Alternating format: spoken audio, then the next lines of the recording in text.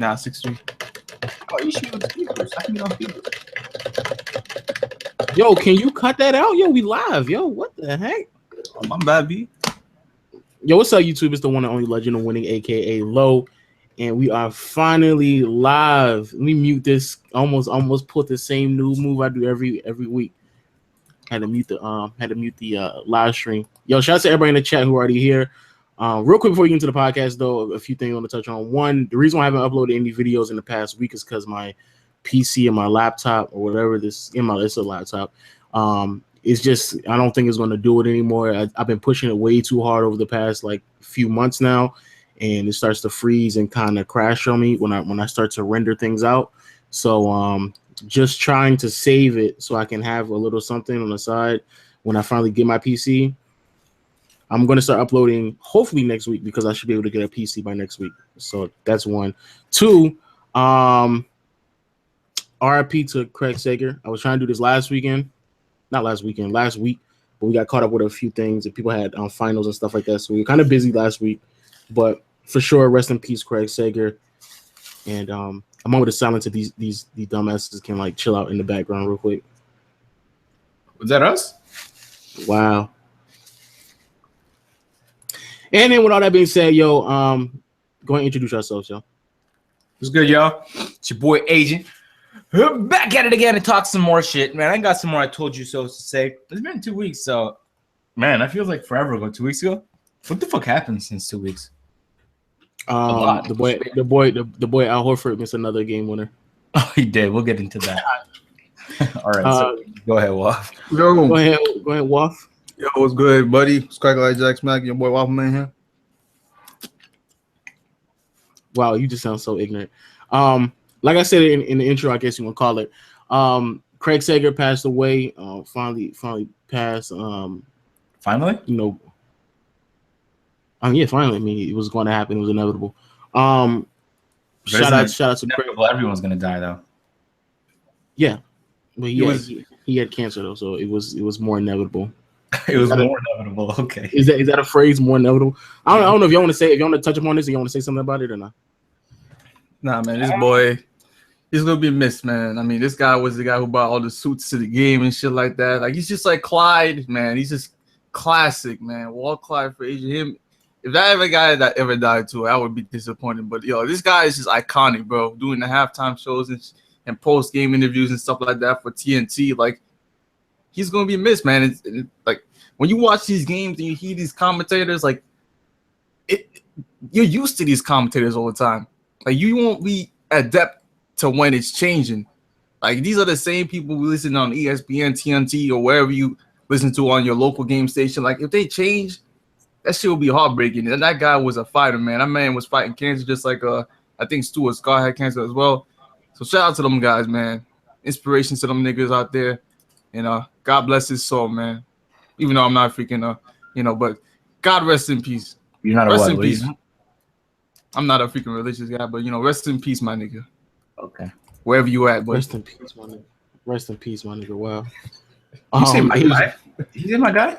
He said, "Rest in peace, my nigga." Jesus Christ. Oh, Agent, you got something to say, Agent?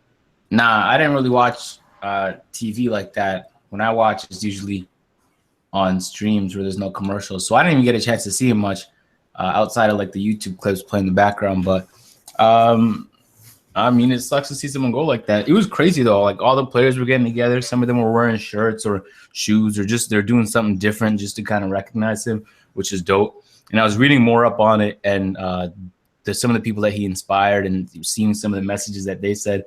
Shit was crazy, man. So if you were hey, that's a good way to go out though, right there, man. To inspire millions of people like that, that's what's up. He's gonna have a good legacy. True. But yeah, rest in peace on George. I was gonna say George Karl. Rest in peace, Craig Sager. Was a living legend out there, and he was doing this thing, inspiring people, like Agent said. But moving on to other news, things that have been going on in the past few days now. Craig Sager, he passed away, so a lot of people moved on. But this man, George Karl, just popped up out of nowhere. George Karl popped up out of the dead because he was completely irrelevant. And out of the blue, here comes George Karl writing a book trying to stay relevant, so he has to put some names out there, and quite consistent with the blasphemous that is in this book because he throws Melo under the bus. Who'd you? This George Karl or Phil Jackson? It was George Karl. He pulled a Phil Jackson. He threw Melo under the bus, Kenyon Martin, and J.R. Smith. When it came to J.R. Smith, he was questioning his shot selection. When it came to Melo, he gave him props on his offensive end, but he of course talked about how defensively he really wasn't that attentive to his defensive abilities. And but he was giving him credit, and we don't know the full context of what he said because it's just an excerpt out of the passage. He just wants to give people some ears on the fact that he got some new book. But the one thing that a lot of people was questioning and why people got upset is what he said about them beyond basketball, about their father or lack thereof, a father figure in their life, and claiming that right there was a deterrent to why they weren't quote unquote real men, or why they had the inability to grow into real men. And then he said that J.R. Smith, he had a father, but his father babied him too much, so that's the reason why he's too attentive. It was the dumbest thing in the world because he literally, when it came to Melo and Kenyon Martin, they didn't have a father, so it's like, oh, you didn't have a father, so that's the reason why you have a problem with being a man. That's a shame because y'all could have really done something. But then when J.R. Smith has a father, but now your father, your father is different. Your father, he babied you too much. It was crazy. But let me know what y'all think about it before I really say something. Because I know, man. This guy is. I know my man Waffle got something to say about it. This man coming out of nowhere. First of all, he's writing a book or a memoir, whatever you call it, and he's using players' names. Of course, these guys are known players in the NBA to make money off his book. So what he said about Melo. Basically, he said Melo was a diva when he played with Melo. He praised his offense, but he said Melo didn't care about defense and Nuggets. But we can't forget that every year Carmelo Anthony was a Denver Nugget, they made the playoffs and they were competing, and they had to go through the Western Conference back in the day with the Lakers, the Spurs. That shit back in the day wasn't as like clear cut as it is now. So that shit was back in the day. That shit was OD heated. But going against Melo and Kenyon Martin, apparently Kenyon Martin came out and started talking about George Karl on Undisputed and different sports podcasts and stuff like that. And he said that, George Karl, the players didn't really like George Karl that much.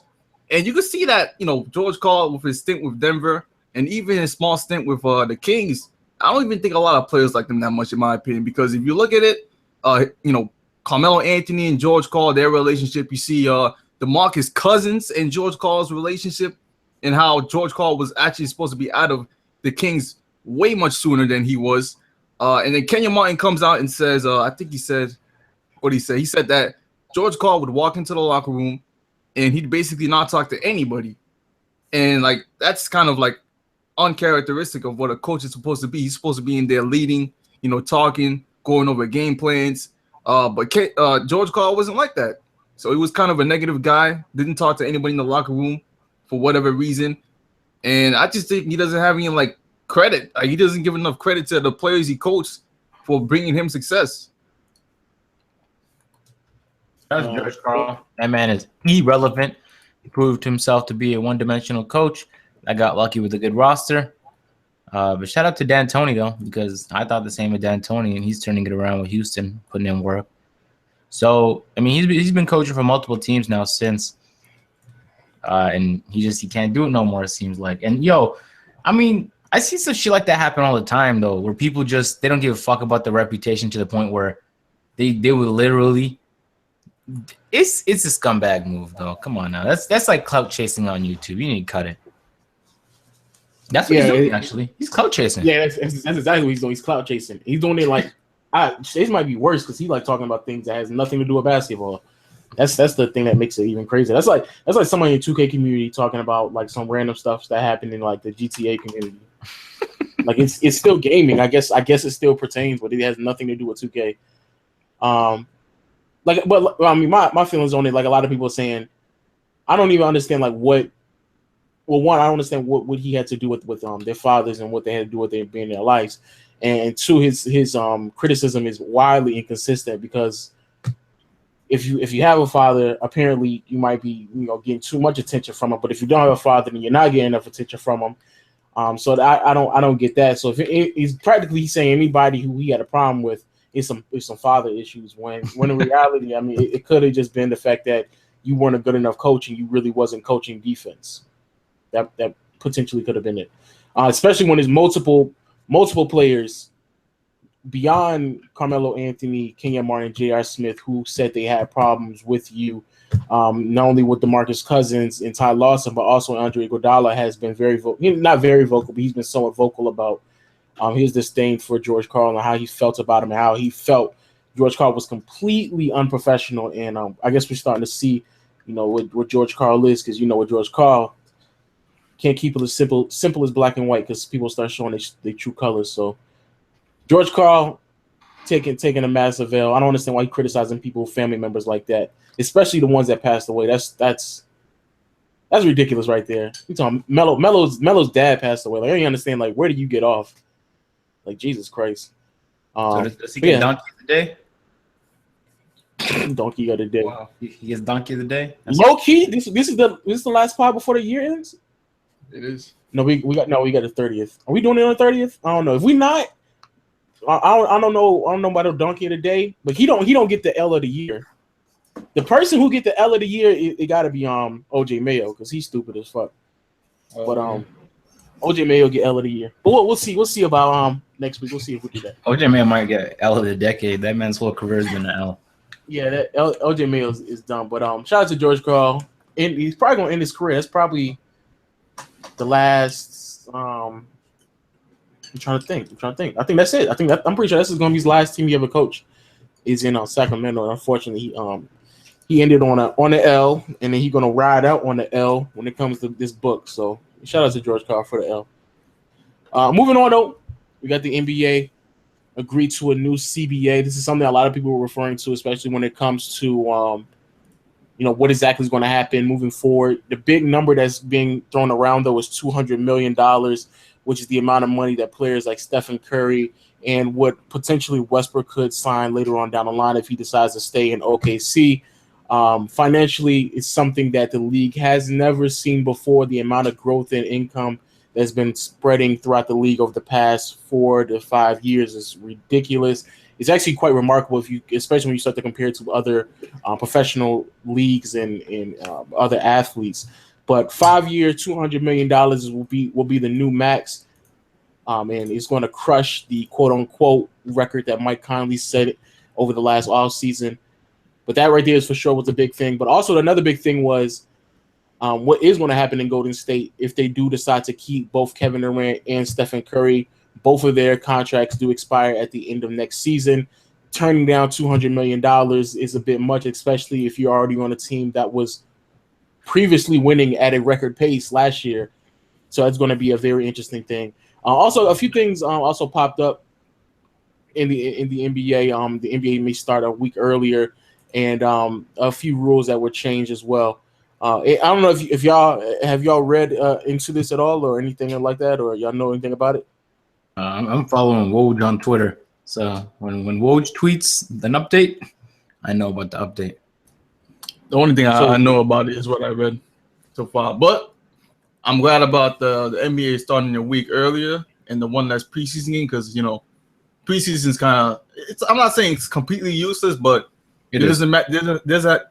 It is. It doesn't have to be that many preseason games, Just like for the NFL, it doesn't need to be 4 preseason games. Either 2 is fine, but now it's going to be 3 preseason games. And starting the week early, I think is also good. Spread the NBA season out a little bit more because the players keep complaining about rest and stuff like that. So hopefully, they get more rest now that NBA starts a week earlier. Yeah, they're talking about this, but the salary cap changes might happen in 2020 when the actual some of the serious changes, because they're making the minor adjustments now. It's like what they're doing now isn't necessarily creating a new CBA. They're just renegotiating small parts of the deal that's already been established. But in 2020, the CBA is going to entirely expire, and then that's when you start to see the major changes. I think this CBA ends in 2024. I thought, if I'm not mistaken, the reason why they renegotiated the CBA right now is so they don't have to meet again in 4 more years. I thought they just extended the new CBA and they added a few things to it. Oh, I don't know about that, but Yeah, because it was re-announced today. Yeah, that's what I thought as well. I might have messed right Did we myself. announce today or it has been? It has been. Or where's the link?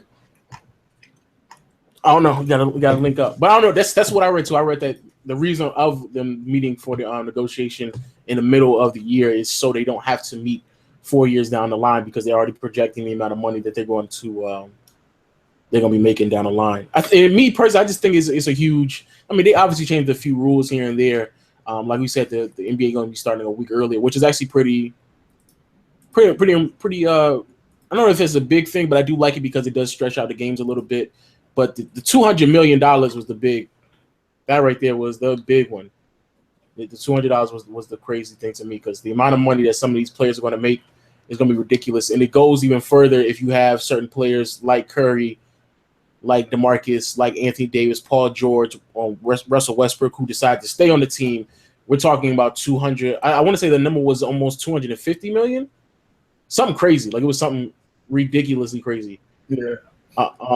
So it was basically trying to persuade some of the players who are on the great players who are on the bad teams to stay on the bad teams so they can build a franchise, and turning down 225 to 250 million to go receive 235 million. Yo, shout out to JJ. 235 million over 6 years. To turn that down, that's a tough thing to swallow. Pause. I got a list of all the things that were changed. A lot of this stuff is not really massive differences. I don't see anything saying that there's been an extension as of yet. Shout out to JJ and John. I don't know how to pronounce your last name, but it's going to be 235 million over 6 years if you stay on your team already. And then if you're going to go to another team, the maximum that you can sign for is 138 million over 4 years. I don't know if that number is exactly right, but that's a huge difference. That's 100 million. Yeah. That's just you just leaving on the table. So the split doesn't change between the owners and the basketball players. So from 2010 till now, the split's been changing for a while, and it dropped from 57 to 50-50. So all the money made is split between the players and the league. And so that's why the cap is increasing when more money comes in. They talked about the 6-year contracts you can offer to vets. They updated fixed salaries. They have 2-way contracts now for D-League players that come up to the NBA and then get sent back down to the D-League. So that should help the D-League a lot. The one-and-done rule remains in place because there were rumors that the one-and-done might be 2 years now. But they didn't change anything about that. You guys mentioned the preseason will be shortened by a game, and then the season will have a week longer because the complaint that a lot of athletes have are the back-to-backs. They say by the playoff time, like you're so done from the season that you're not. Some of them play like I'm running at 80%, I'm running at 70% because they've had to play so much in the season, which gives an advantage to teams like the Cavs who can rest their players all season long, or like the Spurs who were doing that last year. And then the last thing was you guys mentioned the over 36 rule was changed to over 38. So now basically you can't offer someone a max 5-year contract who's going to be 38 at any point during his contract. So by the time the contract expires, if he's not 38, then he could be offered the max now. So that's Chris Paul and LeBron James and those vets that are going to be getting max contracts around that age. They're benefiting right now because if it wasn't for this rule change, they'd be missing out on a lot of fucking money. So that was the main shit that the Sports Nation brought up. They also Go ahead. They also added Kevin Love rule. So like teams like the Timberwolves, since they got like 2 young stars, upcoming superstars, they could kind of help them keep them players. And they added the Kevin Durant rule, which is basically like James Harden and Westbrook. If they basically it's saying like they want teams that have like the teams like Thunder and Rockets in the small town cities, give them a chance to keep their superstars so they can sign like bigger contracts. So Harden and Westbrook, instead of, well, they already signed, but if they had waited a little bit more, they could have been making over like $200 million over 5 years this season. That's crazy. Well, what's crazy when you think about it? Like, you know how much money players, especially in the NBA, NFL doesn't have nearly as much. You know how much money they lose just trying to chase championships? It's crazy. Like, if you put a price on how much these people value championships, because I'm not in the NBA, but I feel like if I was, the only way I would like go hungry losing out on millions of dollars for championships is if I knew that I'd end up a top 100 player in NBA history and that I would actually have a legacy. Because, for example, if your name is Larry Hughes and, you know, people aren't going to really remember Larry Hughes 20 years from now, but I don't know, man. I don't know if I'll be him and sacrifice the money. That's crazy because think about it. Sometimes it's about 50 million, sometimes 20 million. That's a lot of money to lose, man. It's crazy. But they need to put in more rules like that, though. They got all kinds of rules. They got the roles rule. They got the arenas rule. They just see mistakes happening in the NBA, and then when the new CBA is adjusted, they just name it after the players that got fucked over. Anyway. Well, low key, this is the reason why I brought it up. This is a great topic that Waffle gave us, and y'all can also answer in the chat as well because I'm gonna eventually make a video about it when I get everything situated. But you know, y'all, I mess with y'all. And yeah, shout out to JJ too. Larry Hughes wouldn't be getting no $235 million contract though. So Larry not. But in his prime playing right now, he'd be at least making $170 million. Larry Hughes be taking a pay cut regardless if he wants to win a championship. That nigga, he not to that extent. But I say all of that to say this. If you were in that situation, because there are a few players who are in a situation right now, and also like I say, answer in the chat as well. Are you willing to give up $100 million or potentially $100 million to go play for another team? Because there's a couple of players in the next upcoming years that are going to be put in that situation. And, you know, you got players like DeMarcus Cousins, Anthony Davis, Paul George, Jimmy Butler, if they don't figure out what they're doing over there. There's a few players who are going to lose the amount of money that they have set in place just so they can go out there and win a championship because they're already in a franchise or an organization that isn't set to win anytime soon. So were you willing to drop that amount of money just to go get it, just to put yourself in a better situation? I'm not doing that shit. No, I don't think those players will. I feel like in a couple past years we've seen like Kevin Durant do that, but I feel like Kevin Durant is the type of player who's like, nah, I want to win a championship. I don't give a fuck what anybody thinks. I don't want to win in my city. I just want to win a championship. I don't know that many players that would leave the money on the table because most of these players, they'd be like, nah, I want the money. Either they want the money or they want to be the first guy on that team to be the number one guy. So I'm not sure many players would take that pay cut. Yeah, it doesn't happen much at all in the NFL. NFL, they know they're about their money because at any point in the NFL, without most of the contracts aren't guaranteed. They could get injured, then they're out of there. So it's not so much in the NBA. If you get injured in the NBA, as long as you play, it was about 8 or 10 games during the season, then you're good to go. I remember when Steve Nash was with the Lakers, and he's like, "Let me play this one last game so I can get my $10 million." So at least the contracts are guaranteed there, but that's too much money to lose right there. I'm not losing that much. Yeah, I can't. I'm looking at the chat right now. I can't drop that much. It depends. The only way that I would drop that amount is if I'm going to a team that I 100% know. Like you gotta be like a Kevin Durant going to Oklahoma, Oakland, where he's going to Golden State, and he knows for a fact that he's going to win. In some regards, I do hate it for some of these players like DeMarcus Cousins, who's caught in a situation to where, that's a large amount of money that he's leaving on the table. And on the flip side of things, you kind of like, on the flip side of things, you are kind of screwing. You're not really screwing, but you're putting the players in a really tough situation, and you can kind of have the organization be better off, especially like Sacramento, even though they're such a poorly ran organization. They're in a situation to where they can kind of be like, yo, DeMarcus, you really want to play around? We just ain't gonna trade you. We're gonna make you make that decision at the end of the off season, and kind of put DeMarcus in a situation to where if you're gonna come back, get the $100 million or stay or leave or do whatever. But it's a tough situation. But if I knew I was going to an organization that I knew was going to win for a fact, then I might actually drop it on the I might drop the $100 million on the table, or leave it on the table, and then go my separate ways from the team. Especially if you're in a team like Sacramento that just doesn't know what the hell they're doing. But I don't know.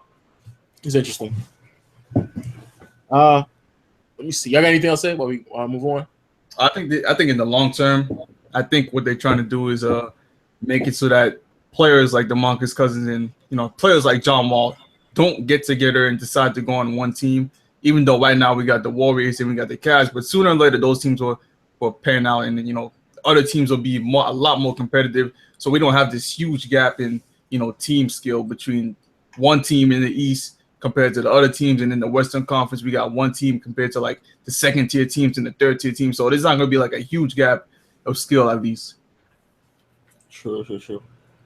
But yeah, I don't know. It's an interesting thing. I just think a lot of the reason why the skill gap between teams is not necessarily because of the players are leaving. It's just the fact that the organizations just don't know how to build a roster. But I've said this over and over again. But moving on though, should the NBA restrict certain players or teams from resting their players? Restrict the back-to-backs, space it out. From my understanding, this is the reason why they wanted to start the NBA season a week early so they can reduce the back-to-back games. This is a problem. Well, not a problem, a topic that a lot of people brought up. I mean, something that we bring up almost every year. I don't know why people still bring it up.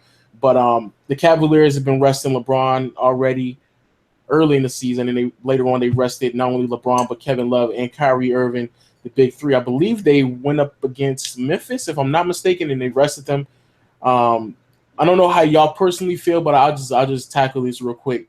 Personally, I just feel like it's not that big of a deal. Of course, if it was me, I would obviously want them to play away games, especially when it's the Western Conference team or the opposite conference. However, resting players, I just feel like it's something that at this point it's just so obvious to do that if you don't do it, that you're really putting yourself and your team at a disadvantage, especially heading into the playoffs. Because for people who don't recognize, if you're trying to make it all the way to the finals, you got to play around 100 games in one season. In 1 year, you got to play 100 games and then turn around and do it all over again in the next 3 to 4 months. So I think being more conscious and being more mindful of what's going on with your teammates and your players and how their health is going, I think that for sure will extend their careers. You have a lot of other players who are older, like Larry Bird, whose career just completely was cut short due to all the banging and the injuries that he had to deal with throughout his entire career. But what do you think about this? He had to deal with banging? Yeah, pause. That's right. What y'all think about resting players? Should there be a rule enforced to stop people from resting players? Because the fines that they be given, the NBA fines are the funniest thing in the world. They be fining millionaires like $50. It's the dumbest shit in the world. But what do y'all think about resting players? Low key, do y'all care? I mean, I care. What the fuck? If I bought tickets to LeBron play in Toronto and LeBron doesn't play in Toronto, I'm fucking mad because those Cavs tickets are a lot more expensive than some Minnesota tickets. So it's not fair that people buying tickets. You should be declaring who's not playing 3 weeks before, or they gotta play. I get that they could be fucking tired. All right, I understand they're athletes, but people are like, they're getting rich because people want to watch them play. And so when people spend their money to watch them play and they don't show up, it's not as easy as turning a TV off. Now you have the ticket and you're in the arena. I remember one of my friends bought me a ticket to the Raptors game one time, and Kobe didn't sit out, but it was his last season. It was his only time in Toronto, only one away game. He was injured. I was like, man, I miss Kobe, but it was still a pretty cool game to go to. But if Kobe decided to sit out, that'd be different than if he was just injured. Because if you just sit out, then at that point that's a snake move. I feel bad for the people who actually have to buy tickets, and then that's just not fair for them, I think. Listen, man, I know there's two sides to this argument. The first side of this argument is that, like Agent said, you buy tickets to the game and you go to the game, not to just see your hometown, but you want to see LeBron James, Kyrie, you want to see Kevin Love, and not one of them is at the game. Like they're not even in the city. They're at home resting. Now I understand you got, Popovich rests his players all the time. But if I were to buy a ticket to the Knicks versus Cavalier games, and then the night before we found out that LeBron James and Kyrie Irving are not playing, which is never going to happen because everyone that comes to the Garden, they play at the Garden anyway because it's the best arena. It's the truth. It's the truth. But if they weren't playing, right, I'm not going to get no refund for my fucking tickets. The price is going to be the same price the day before. Yeah, as it would if they were playing. Can you imagine in movies? Imagine if you went to watch Star Wars, and one of the fucking actors, he wasn't in the movie. They switched him out with somebody else. You should probably do a play because the movie is it's already been recorded. Their movie's already been recorded. That don't make no sense. What if you went to something it's entertainment, right? A play. What if you went there and then they just substituted out the reason you went there, and maybe there was more than one reason, but one of the reasons you went there with some other shit. And I understand that there might have been a reason why the substitution was made, but it's still not fair to that person. The athletes definitely, I mean, they go through a lot of shit throughout the season. And so at that point, it's on the owners to make the season a month longer. So you don't have to deal with back-to-backs. Players can have more time to rest. And so if you do that, less players are going to rest, and the fans also get to enjoy it. But then you're starting to push September area, and then you get all into September. Are people even watching basketball at that time? Do they have other commitments they need to deal with or other things they need to worry about? Then at that point, do you only have 2 months or 2.5 months off if you were in the finals? So there's a lot of other stuff to keep in mind. But I just, at the end of the day, it's like people are paying money for it, and then they're being shortchanged when the person they're going there for isn't there. That's all. Exactly. Low-key, I mean, making the season shorter, because I see somebody just put it in the chat. Shout out to MC Gaming. Making the season shorter. I don't know how realistic that is. But a better analogy to help Agent in his argument is like going to a Kendrick Lamar concert, and he was like, "Yo, J-Rock, go ahead and handle that for me." Go ahead, J-Rock. Come on, handle that for me. What Q? Yo, go ahead, handle that for me. I'm not feeling, my vocal cord is not up to par right now. I'm not rocking it. Yo, remember when Kanye just walked out of his own fucking concert? Yo, if I was at that concert and he did that shit to me, Kanye and me are fighting after the event. That is ridiculous. People are paying big money to see go. Hey, that's because. But they got their refund. They got their refund. They did. They did get the refund. But yeah, they got their refund. That man performed like 2 songs and he did. It's a waste of. Imagine, you know how angry I'll be. Anyway, it goes both ways though. It's on the owners to make the change though. Fucking owners and the commissioner. I understand you can rest your players, but you don't gotta rest them on the road though. Like home. They got like 44 home games to attend. Yep. Like you could attend any one of those home games. You could rest and you don't even have to rest the whole game. I mean, they could take some games and just limit the minutes and stuff like that. Yeah. 25 minutes here, 25 minutes there. That's what the Raptors are doing with DeRozan. That guy's not sitting out games, but he's sitting out longer. Like he won't be playing 40 minutes, especially on games where they're up 10 or 15. So that he's only really in when they need the offense. And you sit out LeBron the entire game. And then the next time you sit out LeBron, Kyrie, and Kevin Love, it's like, yo, no one came here to see Dellavedova on point, man. And that same shit goes for, I know this is going to be, a little bit less than tickets, but even national TV games. When I sit there and see like premier matchups, the NBA is freaking advertising these games like this, advertising like the Bulls versus the Spurs, Clippers, and the fucking Rockets and stuff like that. And I don't see like a couple of superstars playing just because they wanted to rest. I'm like, yo, I don't want to watch this shit no more. Like, who wants to watch the Knicks versus Warriors when there's no Carmelo or Rose playing because they're resting? I don't want to see that shit. Nobody don't want to watch the Knicks because it's Carmelo and Rose playing on the Yo, what if y'all had to pay $5 to see this podcast and you're like, all right, just paid the $5 and then Low wasn't even here. This shit was just me and Waffle Man. Y'all would be like, yo, give me my fucking $5 back is what you guys would be saying. And that's what I'd be saying if I went to a game and a player decided to sit out. That's unfair. But Low had to sit through so many podcasts over the last week. He was just tired. But all right, then don't schedule the podcast there. You got to do something about it. Because the fans can't be missing out just because the owners want to make more money.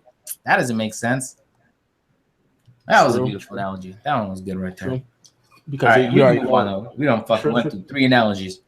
Nah, true, because they watch the pod for me. You right. Hey, moving on though. I saw we talking about talk about no Raptors because I ain't talking about no Raptors. Hold on. No. We'll get back to them. No. We'll get back to them because I do want to talk about this real quick because I'm gonna make a video about this too. But I do want to touch about it. Shout out to Blake Griffin for fucking over the Clippers for the second consecutive year. Shout out to Blake Griffin, because Blake Griffin is now going to be sitting out for 4 to 6 weeks, practically up until the trade deadline. And there's been a lot of people out there who have been considering the fact that the Clippers should trade him, like just flat out they should trade him, because they're at a situation at a point where it just doesn't make any sense for him to be on the team anymore, give him a contract extension and sign him on to another team. However, they can't do that because they couldn't do it last year because of his injuries, and then he got into the altercation with I guess he was a ball boy or some type of faculty with the team. Now, again, he's having a quote-unquote minor injury that's going to keep him sidelined until, like I said, about a month and a half to 2 months. And by the time he comes back, it will practically be the trade deadline. And at that point, people didn't really want Blake Griffin anyway because of the 1-year contract, but they certainly won't want him with the 1-year contract and coming back from a surgery. What exactly do the Clippers do? Because at this point, it's so pointless to keep Blake Griffin on that team. And I've been saying for a while now, Blake Griffin needs to be traded, and they should have already traded him and got a small forward because it was fairly obvious that the team was still really good. No, if they just wait till the offseason, they could just lose him and get nothing back. Why would they trade him and actually get something? That doesn't make sense. It's crazy. It's crazy. They might actually do that because at this point it's kind of done already. And even if I don't know, because I feel like they're going to do the same thing with DeAndre, where they're just running with they're running around with a fucking chicken with their head cut off, trying to sign Blake Griffin for some astronomical number. Even though I think Blake Griffin is who he is right now. I don't think Blake Griffin will get any better. Well, I was seeing some stats people were posting on Twitter comparing Amari and Blake, and the PER. Amari was way better. No, let me get to it. The PER numbers, for the most part, were very fucking similar between the two. Yeah, I was like, word? I didn't even know Blake. I mean, Blake has had like streaks where he was just on fire. And then, of course, injuries. That's not something Amari had to deal with, at least with this frequency during his prime. Because it's almost every year this guy's out for a big amount of time. And they should have known better. Why? When the Bulls had Derrick Rose and he had that one remotely healthy season, I was saying, get him the fuck off the team now. Are y'all waiting until he gets hurt again? And eventually they did get him off the team, luckily, because if he played again and got hurt, like his value would have went from small to zero, and they were able to get a decent amount back for him. It's the same. I said this last year, that trade deadline. Why do they still have that guy on their team? Why are they still trying the same formula? Like, it is not working. And, they perform well at parts of the season. Then, they're a pretty inconsistent team. They'll lose to bad teams and beat some really good teams. But I think the number one thing y'all need to pay attention to is reliability. And you can't rely on somebody who's getting injured this consistently. By the playoffs time, after everybody's fucking tired from the whole season, and, people out here getting injured over the smallest little thing. If Blake... I mean, they got injured last postseason, right? Yeah, he got injured in the playoffs. Yo, am I tripping, or is Chris Paul in the last year of his contract too? He is. Yeah. No, he is. No, he is. He is. He has a player option. No, he has a player option. He has a player option, but I mean, he's probably going to opt out his contract. Yeah, he's not taking that. Damn. The Clippers. The Clippers window just fucking closed. That window is fucking. I mean, unless, like I said before, unless they go out there and just throw crazy money at Blake Griffin for no apparent reason, just so they can say they have Blake Griffin on the team, that window is not closed. What do you think about it, Wolf? Oh man, like I said, again, the Clippers are the same stationary team as they always were. A team that will never make the Western Conference Finals within the next 4 years. They will never, man. And this is basically the last year of trial and the tribulation. And Blake Griffin gets injured again. Now, I don't want Blake Griffin to get injured, of course. But this man, I think he's reached his peak, like Legend said. Like, I think he's 26, 27 years old. I think 27, about to be 28 next year. He's reached his peak, man. A guy who people thought he was going to be the next big thing. First of all, I don't think he has the same explosiveness he used to have before, especially with dunking. And he used to be the dunk town of the Clippers. Now it's DeAndre Jordan doing all the dunks. Which, I mean, DeAndre Jordan is a great player. You got rebounding and stuff like that. But Blake Griffin, he was supposed to be the guy that was supposed to be doing all those explosive dunks. The one doing the pick and rolls with Chris Paul. He's supposed to develop his post game. team still not really developed yet, which is kind of sad. And this season, some of his field goal percentages are down from last season. He's not even shooting the 3-ball good, but he's still taking threes. So this guy, I mean, I don't know, man. Maybe he just needs a new team. But I think the Clippers are not going to try to re-sign him. And even if they try to re-sign him, like, I'm not sure Chris Paul wants to go through this entire process again with Blake Griffin and DeAndre Jordan. I think he'd rather take his talents to New York and come with Carmelo and Porzingis. Well, he's not. No, he would not. No, he would not. But because I mean, you're talking about the changes to the CBA, right? He's gonna miss out on all that money. Yeah. All just to go to New York. You think $50 million to go to New York? I don't think. I mean, if you really think about it, if they make the right decision and make the right moves, and they try to go get a Gordon Hayward, I think they're better off getting Gordon Hayward and putting him on that team than trying to go out there and get Blake back. Because if they can persuade Gordon Hayward to be on that team, because he's on his last year's contract as well. That's not a champion. Like, who's gonna want a 1-year contract player? No, they're gonna have to let him walk. It's done, because there's nobody who's really going to trade for him because he's going to be out. If they trade for him, legit, it wouldn't even make sense for the Raptors to trade Terrence Ross for Blake. Because are they going to beat the Cavs and the Warriors? Absolutely fucking not. And so you're just going to lose out on a player. Actually, maybe that'd be OD. Maybe they should take that trade. But I'm saying, like, he lost a fuck ton of value. Like, if you're over 83 overall, I'm sorry, I'm not trading you for Blake. That's it. 83 overall. You said 83? Over 83 overall, man. Wow. Taking 2K stats now? You think he'd fit in the Celtics? I know, right? No. I mean, I think no. Because the Celtics, Al Horford, right? He's better than Al Horford. Except like Al Horford can shoot threes better. He's a better shooter overall. He's better than Al Horford. Blake is pulling middies now. I don't know if y'all seen that. Yeah, he's pulling middies. I mean, but he got to be out there on the court. You got to be on the court to pull middies. And on top of that, I've noticed something about Blake when it comes to like down the stretch and especially in like playoff games, he just disappears. Like he just doesn't. He's not even there anymore. So I don't even know what's going on with him and like. Yeah, no offense. There's no post game. Yeah, I've never seen a team like that in my life. he's just completely gone. But shout out to the Clippers, man. They might. It's a few teams and a few players who might walk home with the L of the year this year. It's probably gonna be on OJ Mayo, but it's a couple of nominees, and the Clippers might have. When are we gonna do our awards, man? Oh, that's I think it's gonna be next week because next week is the last week in the year. On the 30th, bro, but we'll see. Yeah, we'll see. But yeah. But shout out to the Clippers for wasting all that time, and energy, and money. I don't get why so many people really invested any time or effort trying to defend that team because it just doesn't make any sense whatsoever. Somebody asked the best fit for Blake is the free agency because no team wants him. Best fit for Blake signing to the Thunder. He's going to sign to the Thunder next season. They don't have space. Is that a good fit?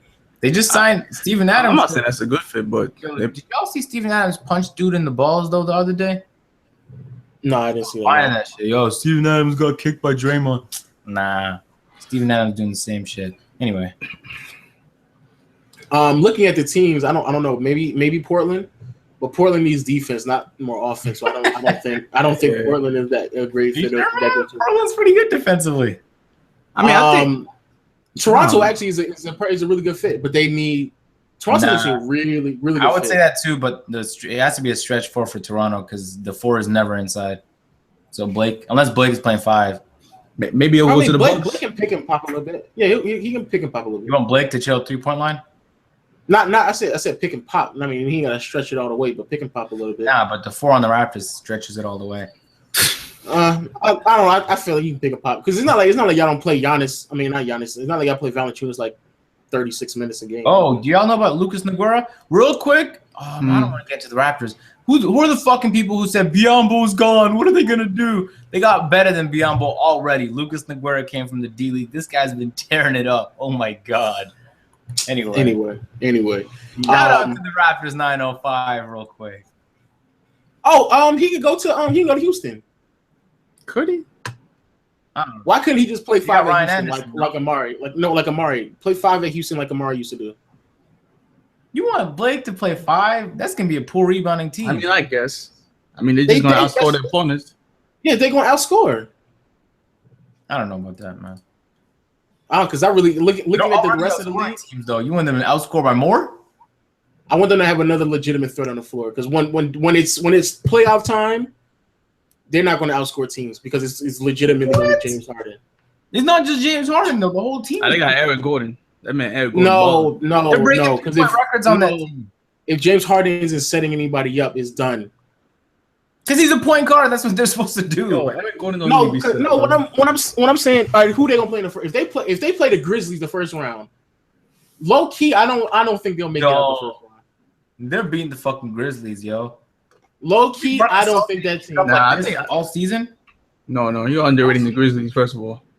Yeah, you underrating the Grizzlies for real. Defensively, I that think team. y'all underrating the Houston. Isn't just James. No, Harden. I'm not. No, it is just James Harden. It isn't though. Nah, it's not just James Harden though. It is. It's not. Eric Gordon? It's being set up by James Harden. Eric Gordon's on the bench. How's it being set up by James That's a Harden? bench player, like Because James Harden dribbles the ball, the whole possession is being set up by James Harden? Yes, that's literally what that No, means. that's What the you case saying? for No, every it's fucking not. team, man. You gotta have a super. That's not the case. That's not the case for every team. Yo, I was gonna say you have to have a superstar on your team like LeBron for that not to be the case. Exactly. Eric Gordon is so- the James Harden of the second unit. No, Mike Conley sent up everybody. You take away Kyle Lowry with the Raptors, you put in Corey Joseph. Yeah, the offense is gonna fall off. You put in a backup point guard. Obviously, if you put him with another starting point guard, then nah. Mike Conley doesn't sit there and dribble the ball the entire time. George Hill doesn't sit there and dribble the ball the entire time. Do you think the Grizzlies Multiple teams in a 7-game series? in a 7-game series, I do. Nah. It'd take some insane level of defense from the Grizzlies. That's what I know. And that's what they do. They play defense. I don't understand why you don't get that. But real quick though, 76ers up 13 on the Suns at half. yeah, we'll swing it to the Raptors because I know that's what Agent want to talk about. Okay, now y'all people. Now to start the season, I don't want to hear it. I know some of y'all. You gonna let me introduce it, or you just gonna? No. I got this one, low.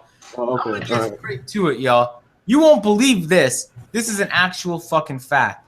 The Raptors have the best offense in the NBA. Oh no. I know y'all thinking Agent. He only beat 29 teams. That's it. The Raptors have. Let me get close to the mic. The Raptors have the best NBA offense statistically in NBA history this year. Can we get the round of applause in here, man? Let me get the Google effects going. The Raptors have the best offense in NBA history. I think they dropped a second at some point this week. They were first for a majority of the season, and they just dropped a second. That is insane. Part of it, actually, a huge reason is DeMar DeRozan shooting an abnormally insane amount of percentages. If you guys saw the percentage of contested shots he makes, he's going to break an NBA record for that by the end of the season. Kyle Lowry is definitely stepping up as a point guard. And you know what? It's a great thing because a lot of teams have a lot of talent, like LeBron, Love, and Kyrie. But, it goes to show, when these guys got together, nobody thought they were going to be a threat, but the chemistry just worked. And this is a team built off chemistry, much like the Golden State Warriors were.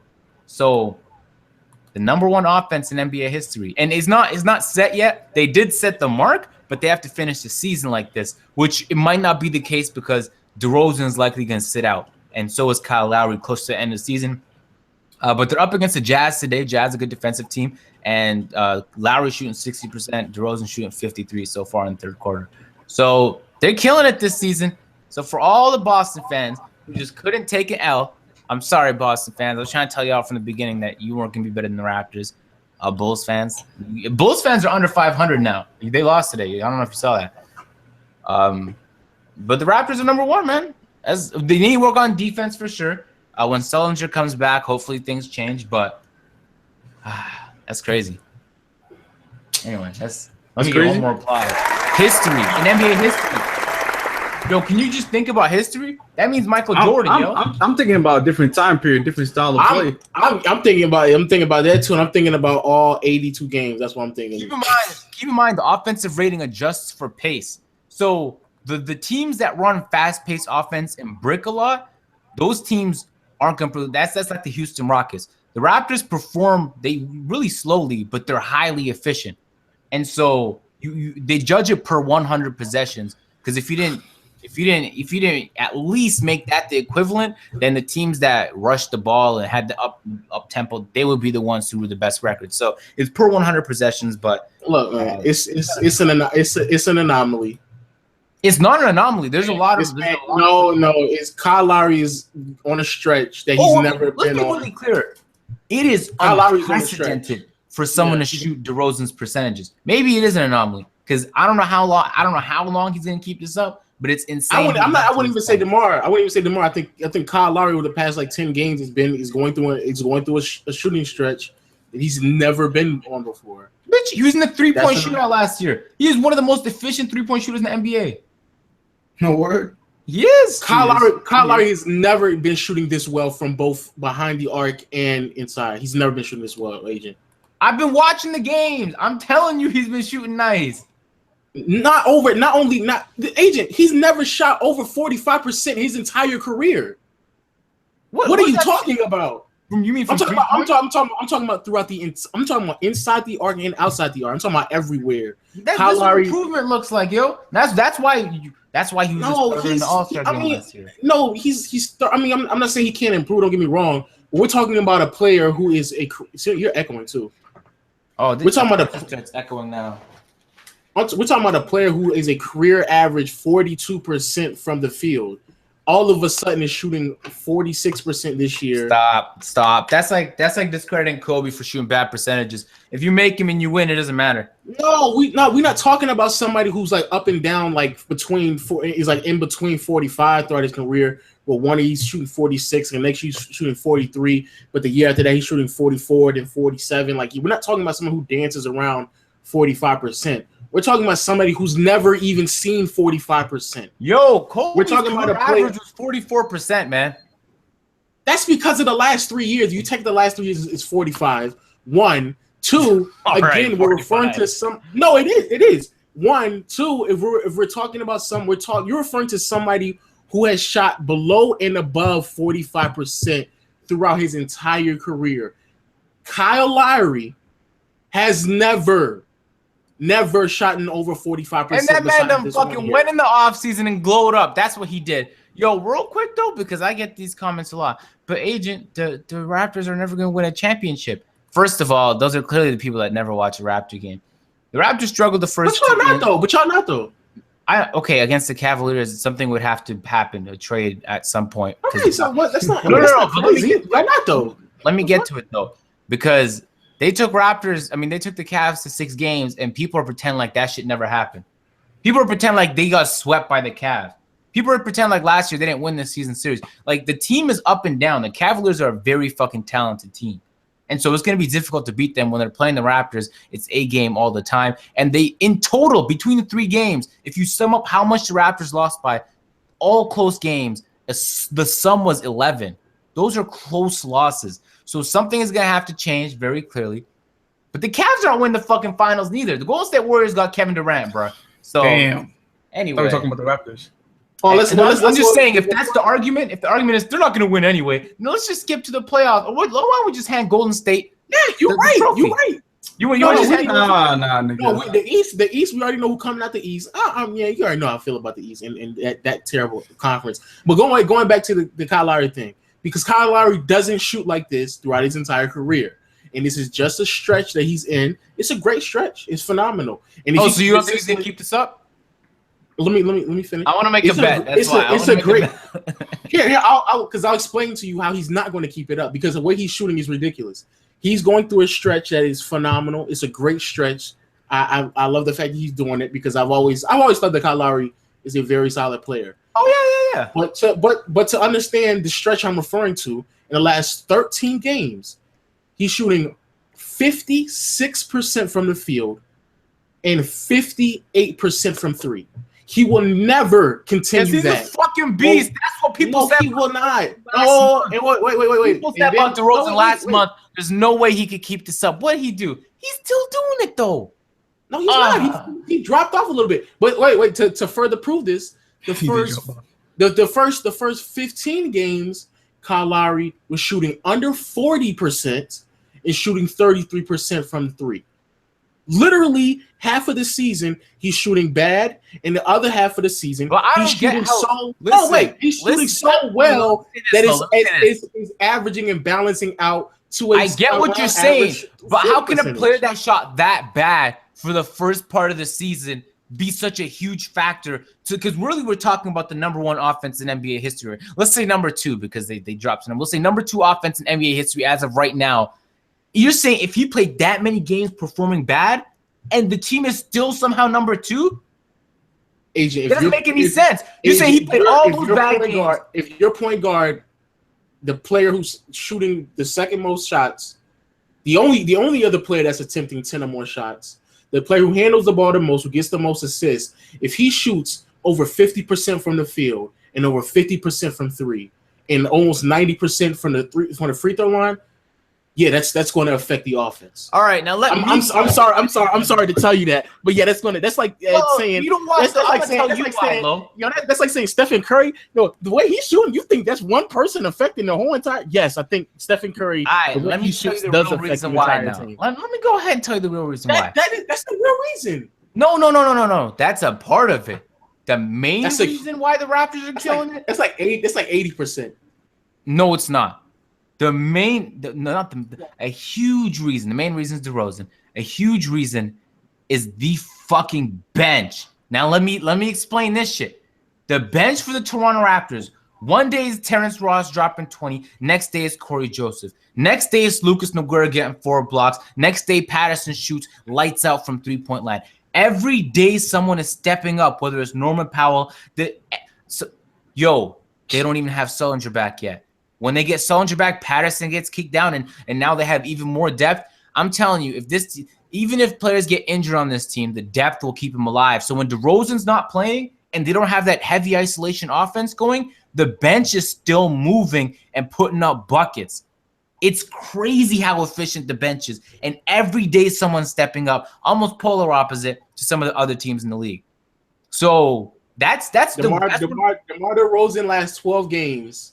Killing it, right? 25 points, that's great. Shooting 47% from the field, that's good as well. But 31% from three, he's never going to shoot. He's not a 3-point shooter. He doesn't shoot from three. There's a small sample size. I just said. But he's not a good 3-point shooter. Yeah, he's shooting, but also 5 rebounds, 4 assists, 3 turnovers. Compare that to his first 15 games or whatever. Yeah, it is a difference. He did fall off a bit. No, I'm not saying because of course he's not averaging 40 points per game. I forgot Waffle was even. I was about to say the first 15 games he was averaging over 30 points. He's still averaging 28 on the season. So I'm saying like he's gonna level off. Nobody's gonna fucking average 40 points per game unless you're Westbrook or Kobe. Shout out to Westbrook, dropped 41 today, dropped off the Celtics. Anyway, let's move on, man. Because no. Let me hear what this man Waffle got to say. Oh, Waffle, you guys want the Raptors? Yeah, let's because that. No, go ahead. Tell me how the Knicks are gonna put us out the Eastern Conference. I'm not talking about. I ain't talking about nothing. I respect what the Raptors got, bro. I don't got any hate towards the Raptors. I always had them as a top 3 team in the Eastern Conference. Oh, that's disrespectful. I ain't disrespectful. It was facts, boy. I always had them the Cavs in there, and then the Raptors. Listen, I don't know when what's gonna happen by the end of the season, nigga. I was trying to tell you that the team got better, and everyone is pretending that they got worse. Well, I don't know. Anyway, I don't know. Let's not let this argument take away from the fact that the Raptors are number 2 offense in NBA history. All right, let's not do that. I don't care about that stat either. And they'll step up defensively because over the last, we're going to talk about historically low. Over the last 3 or 4 years, the Raptors have been a top 5 defensive team. Raptors have been one of the best. What is that? What is that got? What has that gotten them? What has that gotten them? First round. I mean, when you have LeBron James teaming up with some All-Stars, it's not going to get you anything. I mean, when y'all lost to the Wizards, though, that wasn't LeBron. That was DeRozan and Lowry 2 years ago. I mean, you improved. That's like you just sat there. You brought up 2-3 years ago. That's what you were doing. But they still did well defensively. Offensively, they've improved a ton, but defensively, they still had to clamp the fuck down. And so, to be completely honest, I don't give a fuck about what they do in the regular season. To be completely, I know this is a good team. I know this is a good team. You can do it. You can chalk everything up to Golden State's gonna win, then or Cavaliers. No. It ain't got nothing to do with that. It's just that I've seen Kyle Lowry, especially Kyle Lowry. I've seen him in the playoffs. He ain't the same player. He just not. We all know this. That's so unfair. Last year, That's unfair. It's not unfair. No, listen. Listen. Kyle Lowry and DeRozan played like buckets first two series, and the bench stepped up and put in the work, and especially Jonas Valanciunas before he got injured in the second against the Heat. But in the Cavs series, the two players that stepped up were DeRozan and Lowry, where the rest of the team didn't fucking show up. I'm supposed to give them a cookie because they did what they're supposed to do. Finally, no, you're acting like just because people aren't performing the same, just because there's ups and downs, that you should be discrediting their accomplishments. You want to talk about historic? You talking historic? Kyle Lowry was historically one of the worst shooters in playoffs history last year. Oh yeah, that was hilarious though. That shit was almost embarrassing to watch. How the Pacers almost came back in Game 7. Yeah, I almost killed myself. If Pacers came back, I wouldn't be Agent Zero no more. I'd be in the grave somewhere because I wouldn't be able to survive. Came back. Weren't they all up most of that series? Yeah, Raptors were up 15, and in the last 6 minutes of the game, they almost lost that lead. Like they literally could not make a bucket. It was the definition of a choke. Except unlike the Clippers, we managed to barely make it out, barely. Which is hilarious. I think the Toronto Raptors was always up in that series. In the series as a whole, if I'm not mistaken. Really, if you don't watch Toronto games, they lost the first game. They lost both their fucking home games in both the series. No. They lost the first game. Toronto lost the first game to Indiana, so they were down already. But then they won the next two games, so it was up 2-1. But then they lost the one after that. So, I'm not in the business of trying to convince people. I get that most of you guys don't watch Raptor games because you don't have it on your local television and they never get played on national television. But I'm telling you right now, as someone who watches them every single day, that was very uncharacteristic. And so if you want to watch the Raptors in the playoffs, go watch the Cavs series. They got beat by a better team. That's what happened that series, but they put up a good fight. And the games weren't massive blowouts. Or go watch the Cavs games this season. The players weren't sitting out. The Cavs knew better than to sit out against the Raptors. You sit out LeBron against the Raptors. The Raptors taking the W. So this is a team that's 20-8 today. If they win today, 21-8. Yeah.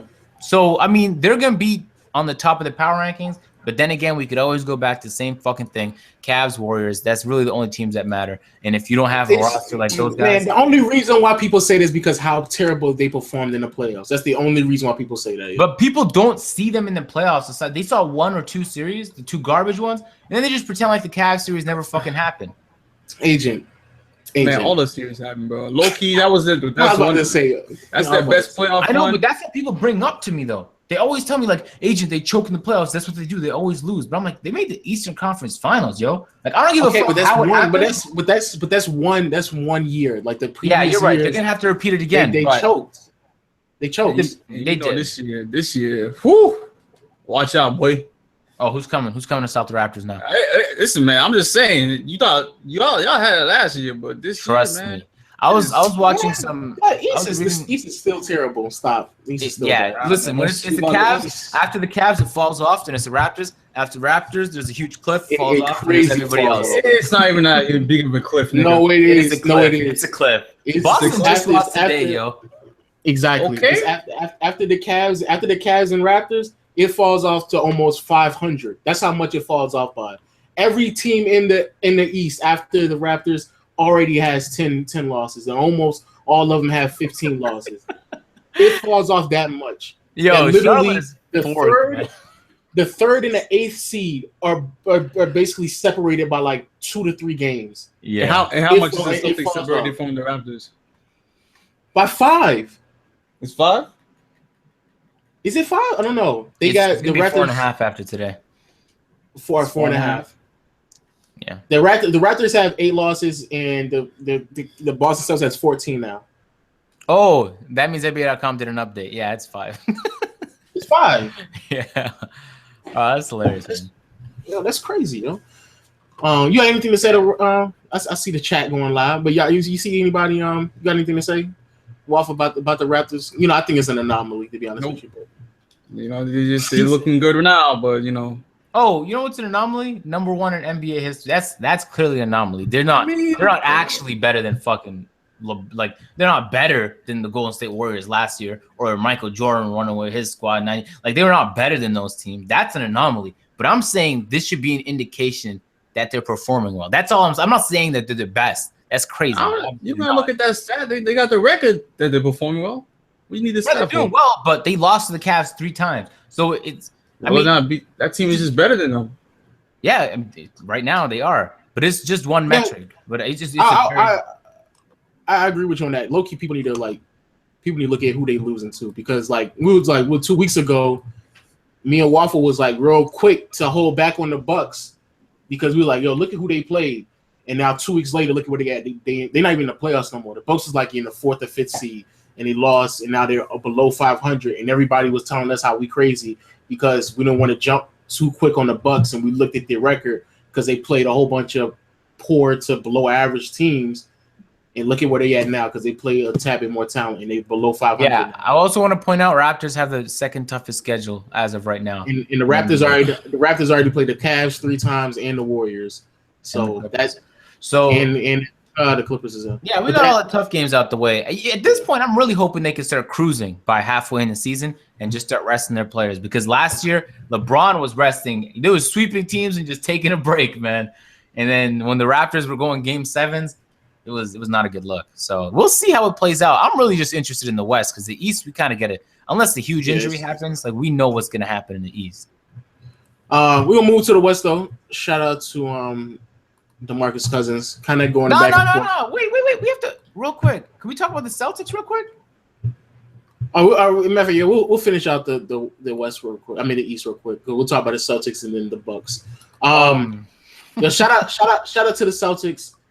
I don't understand why people are still on this bandwagon, but I'm a Laker fan, so you already know how I feel about the Celtics. But over the offseason, for people who don't know, we talk a little bit about the Celtics every now and then because, the great Al Horford. Yo, shout out to Porzingis in the chat. You already know we about to talk about #Celtics 2017 all year long. Real quick, we need to get into summer. Balling with Horford right now. Balling with Horford, this is a segment where we go through the last week of Al Horford's stats, and we give you all a breakdown on the GOAT that was supposed to make this team a championship contender. Because everybody in the offseason was sitting there saying, yo, they about to take the next step. That's about to be the team. And I told people over and over again, I've seen Al Horford his entire career in Atlanta. He's not that good of a player. Hey, I do want to point out that in a 2-game stretch, he got 14 and then 11 rebounds, which is a great improvement from his average of 7 rebounds. Literally a 6'2" guard on his team is getting more rebounds than Al Horford. Avery Bradley is leading that team in rebounding. Bradley, that's crazy. But hey, get this, guys. This week, Al Horford found a new way to amaze us, man. So y'all remember last time we did the Ballin' with Horford segment? My boy Horford went out there and missed a point-blank layup for the win. This time, up against Houston. Was it against Houston this time? It was Houston last time. It was a different team this time, but he missed a wide-open alley-oop catch while the clock was winding down for the win. Now, I believe the team still went to overtime and won the game, if I'm not mistaken, but he missed it. That's all I'm really trying to get at. Today, in a loss against Westbrook and the Thunder, he went 23 points, 6 rebounds, 4 assists. So he's performing all right. He's banging at quite a bit of threes as well. Whoa. You didn't. We're gonna talk about the real highlight because it wasn't this game. It was the game before this game yesterday when they played Indiana. All right. Shout out to the great Al Horford. Played 33 minutes, 8 points. Woof. Oh, you should. His field goal percentage.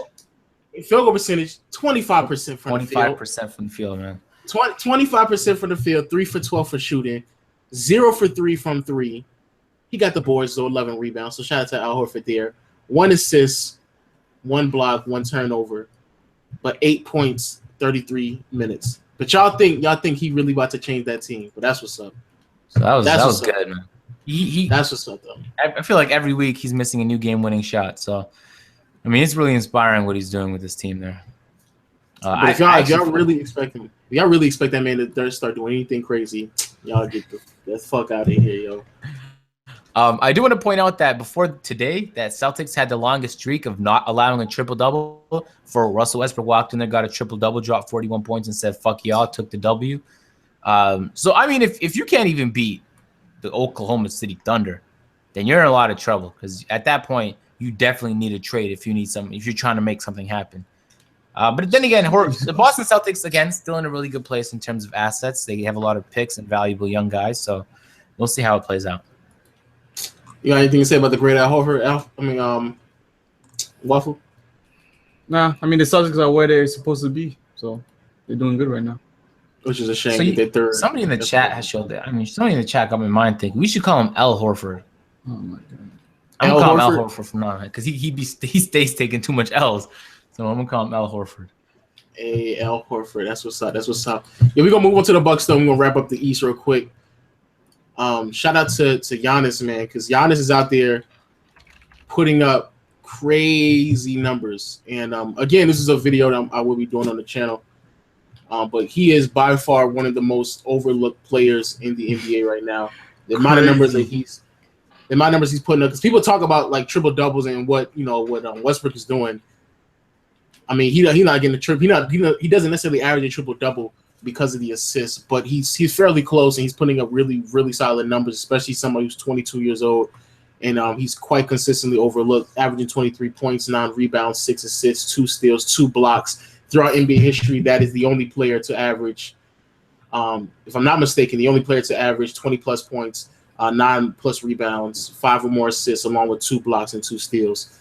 So historically, he's putting up a stat line that could rival anybody in the NBA. And for the people out there who swear up and down that Scottie Pippen had a very fulfilling stat line, we're starting to see that with Giannis right now. What you seeing Giannis Waffle that you think that could really take this Bucks team to the top? Because he for sure is a player that's carrying this roster as much as he possibly can. Well, I'm sure himself individually can help the Bucks a lot, but he needs better surrounding pieces. But just on the defensive end, when I was watching him versus the Bulls, you can see his length and his wingspan makes a difference on guarding players and getting steals like that. Just like in 2K, I'm not trying to sound like Asian out here, but 2K, like his length and his ability to come up the court, being that tall, and he's bringing the ball up, like he's literally a mismatch for anybody. If you got a bigger guy on him, he's gonna blow past him. You got a smaller guy on him, he could post up and still drive to the rack and get them finishes because he's bigger than them. And defensively, like it's just a problem. Like I've seen him guard good players in this league and good offensive options and put a body in them because of his length. Like that length, no matter how long you cut it, it's going to be a factor in the defense. Like that shit, it's annoying, man. Like, come on, you ever play against a guy at the freaking local gym and they got a freaking they're taller than you, they have a significant taller body than yours. Pause. Height advantage, nigga. Yeah, height advantage. They got a a dictionary out, yo. They got a height advantage and they got a long ass wingspan. And it's like, bro, you can't get past them, and you're just secluded to just stand in the corner because you don't like. What's the point of even playing? Like, just stand in the corner. That's your use on the team. So that's why I think Giannis. That's why he's a fucking impact player, and he does it all, man. Rebounding, assists, points, he's doing it all, bro. Yeah. Great percentage. Yeah. I don't know if he's shooting great percentage. What do you think about Giannis? Yeah? He dropped 63% today in a win. I mean, but that don't mean he's shooting. But all right. Shout out to Giannis. Got 2 game-losing turnovers so far this year that I know of. Wow, yeah. You're a hater. Yo, this guy is hating. Bro. I ain't never in my life. That front court is so fucking trash on that team. I feel bad for this guy, man. I can't even – who they got? Is Henson still on that team? Greg Monroe. Does that guy exist? Where are these people, man? I feel so bad for him. He has no help. Is Chris Middleton back yet? When Chris Middleton gets back, he'll get a little bit more help. He's not coming back. He's not coming. You keep saying this every week. Unless they go deep into the playoffs, that man is not coming back. I heard he's coming back in March, yo. So chill. They better not rush that. That's the dumbest thing in the world. They better not rush that. But That's yo, so you know what's crazy is I know we knew that he had the potential to be really good, but I don't think any of us saw it like this, though. He dropped 39 points, 8 rebounds, 6 assists, 2 steals, and 1 block today, shooting 63% from the field on 32 minutes. How, Sway? That's you say he was 22 and he's doing this? My God. I know we look at players that come out of college, like the very, players like high-profile players like Wiggins and Cat, and we see them as future superstars. Yo, we overlook players like Giannis, man. This guy, I thought people were crazy for choosing him over LeBron on fantasy. Not no more though, because his fantasy numbers are insane. He's putting up the stats. He kind of just needs the help now. And I know I saw him play against my Raptors a couple times now, and it was clear that team it needs help because it felt like Giannis was a one-man show out there. Talking about, isn't LeBron almost averaging a triple-double? Yeah, I'm about to say low key because I LeBron thought sits about out games though, which is why I said fantasy values. LeBron when he sits out, that's 0 across the board. but low key I thought about I might put LeBron in my overlooked players as well because I don't think a lot of people recognize that for. He's probably gonna get. Because I don't think people realize like LeBron is borderline averaging a triple double this year because everybody's talking about what Westbrook and what Harden is doing, but like LeBron is averaging 25, almost 26 points, 8 rebounds, and 9 assists. Like he's shooting 51% from the field and 38% from three. Yeah, like he's having by far one of his greatest statistical years in his career at the age of 32. And he's actually shooting a better percentage. Remember when he was shooting historically bad from the 3-point line? I mean, I said he's shooting 38%. I'm just as reference. He dropped 5 3-pointers against the Bucks the other day, and then again against the Bucks the next day. They had back-to-backs. My God, he dropped 4. So in a 2-game span, LeBron dropped 9 threes. This was a guy who couldn't make a 3 for his life at one point. Remember when Dwayne Wade never made a 3 like all last year, and in the playoffs against Charlotte, he just said, "No, I know how to shoot now. Yeah, I got the +5 attribute boost." You know what's crazy? He's doing that right now. Like I didn't know. He just like, oh no, I can shoot. I just decided not to shoot my entire career in Miami. So right now though, since they need me to shoot, I'm gonna just start shooting the 3. So yeah, I'm lethal from 3 now. So you gotta start going. Jesus Christ! Yeah, I'm lethal from 3 now. Fuck. Well, yo, yeah, I don't know what's wrong with what. No, I'm playing 2K. My bad. But what I'm about to say, yo, LeBron, get that free throw percentage up though. You kill him with the free throw percentage. Oh, 69%, man. Yeah, it's 69%. Jesus Christ, what are you? You a 5 now or something? What the fuck? Yo, get that field goal, get that free throw percentage up. If I'm not mistaken, though, that's it in the East, right? I think that's it. Yeah, man. Let me do a quick run through real quick. Let me do a quick run through real quick. Shout out to Atlanta for going. We didn't talk about Atlanta losing streak. That trash team. Atlanta's on a crazy. They might lose to the Nuggets today. Yeah, they on a ridiculous losing streak because we ain't been here in 2 weeks. So that's what's been going on in Atlanta. The dumbest losing streak. I live in Atlanta, so I've been watching the games. Dennis Schroeder doesn't know how to close games. He makes very, very bad decisions down the stretch. But you know what's performing worse than Atlanta? Chicago. Shout out to them for going under 500. There we go. Chicago's another team. I love how in the beginning of the season, because there's certain things I was right and wrong about. In the beginning of the season, I was wrong about Giannis, and I thought that he was going to underperform because of the team that he was on. Not necessarily because of his talent, but because of the lack of talent around him. But I love how I'll say something really early in the NBA season. Everybody's like, "Yo, it's too early." But like people are so quick to be like, "Yo, Chicago, you was wrong. They're gonna make the playoffs." And then like later on, they dipped below 500. They barely in the spot. Shout out to Detroit as well for taking a whole bunch of L's. They completely off the map. Jesus Christ. Oh yeah, they went from one of the best defenses in the NBA to falling the fuck off. I saw some of the interviews from Stan Van. Yeah. That shit was hilarious. He lost his mind. And shout out to the East as a whole before we move on to the West, because the East is so trash at this point. If Orlando could win 3 more games, they would be in the playoffs. That's how bad the East is right now. Or Orlando could win 3 more games and they will be in the playoffs.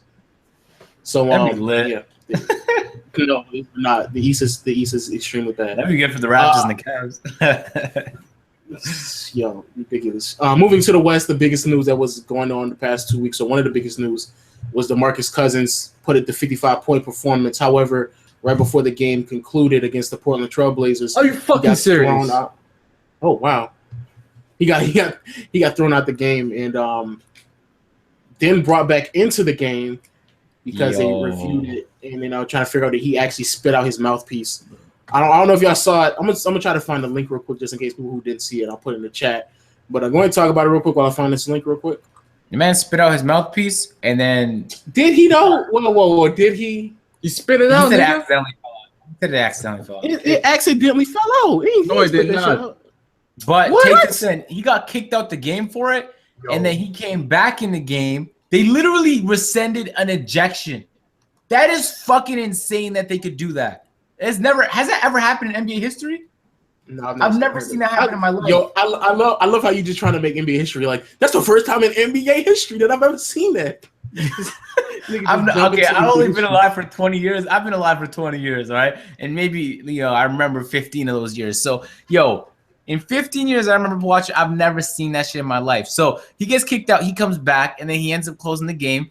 And the interview at the end was fucking hilarious. They literally cut his mic off because that man was about to go on the meanest rant in NBA history.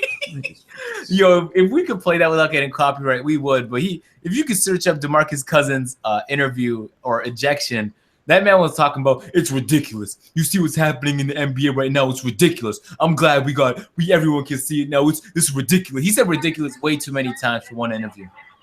But hey, I'm gonna put the link in the chat for you guys. All right, you guys can go watch it. But he was so mad they had to cut his mic off in case he said something too reckless. That's crazy. That's the interview. That's the interview that I put in there. And just in case people didn't know what was going on, I don't think he spit it out. Everybody keeps saying that he spit his